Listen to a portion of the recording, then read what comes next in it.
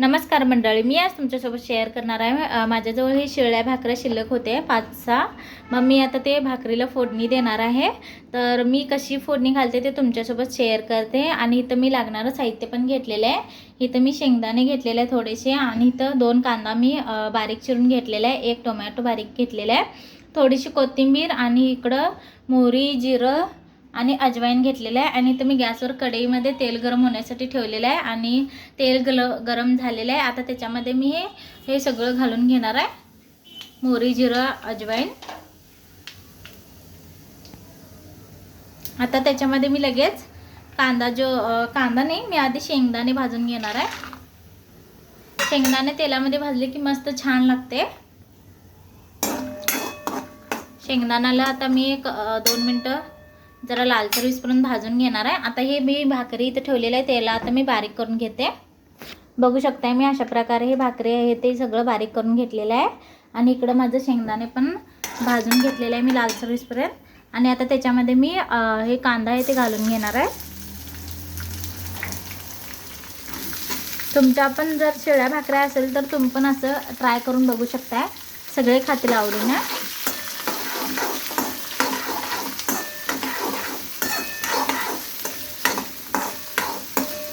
आता कांदाला पण मी जरा लालसर होऊन भाजून घेणार आहे 2 मिनटं. आणि मगाशी मी लाल तिखट आणि मीठ दाखवायचं विसरलेलं. इथं लाल तिखट घेतलेलं आहे आणि इथं मीठ घेतलेलं आहे.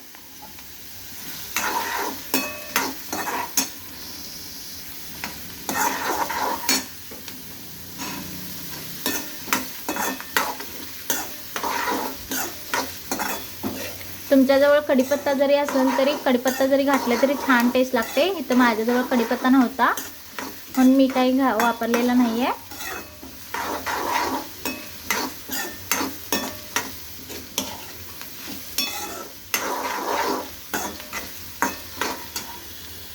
आता ह्याच्यामध्येच मी टोमॅटो पण घालून घेणार आहे.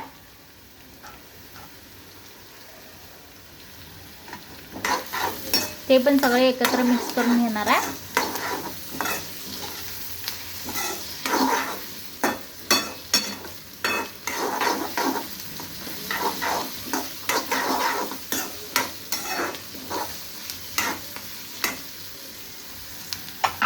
जेवढा कांदा तुम्ही जास्त घालशीला तेवढं छान लागते ती भाकरी फोडणी घातलेली मस्तपैकी.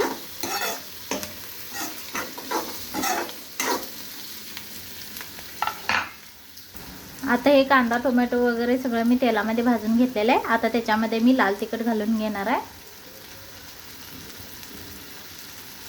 2 चमचे मी लाल तिखट घालून घेतलेलं आहे आणि थोडंसं मीठ घातलेलं आहे. आता हे सगळं मिक्स करून घेणार आहे मसाला.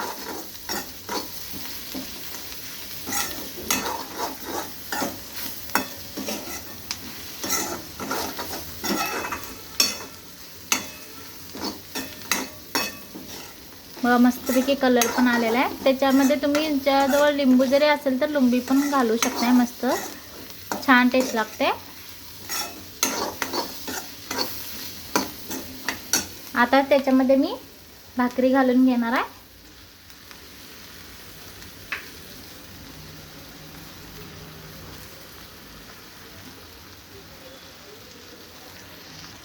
बघू शकता मी ह्याच्यामध्ये भाकरी सगळं घालून घेतलेलं आहे. आता हे सगळं असं व्यवस्थित मिक्स करून घेणार आहे.